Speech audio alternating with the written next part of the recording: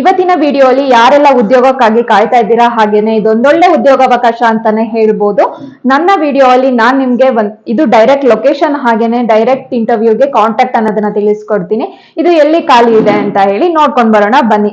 Hi hello ನಮಸ್ಕಾರ ಕರ್ನಾಟಕಕ್ಕೆ, ನಾನ್ ನಿಮ್ಮ ನಮ್ರತಾ ಕೌಶಿಕ್. ನಾನ್ ಹೇಳ್ದಾಗೆ ನಿಮ್ಗೆ ಅನಂತ್ ಕಾರ್ಸ್ ಅಲ್ಲಿ ಜಾಬ್ ಓಪನಿಂಗ್ಸ್ ಅನ್ನೋದು ಇದೆ.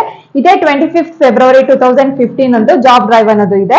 ಹಾಗೇನೆ ಡೇಟ್ ಹಾಗೆ ಟೈಮ್ಸ್ ಬಂದು ನಿಮ್ಗೆ 10 AM to 4 PM ಆಗಿರುತ್ತೆ. ಅವೈಲೇಬಲ್ ಪೊಸಿಷನ್ ಬಂದು ನಿಮ್ಗೆ ಸೀನಿಯರ್ ಸೇಲ್ಸ್ ಕನ್ಸಲ್ಟೆಂಟ್ ಹಾಗೆ ಸೇಲ್ಸ್ ಕನ್ಸಲ್ಟೆಂಟ್ ಅನ್ನೋದು ಇರುತ್ತೆ.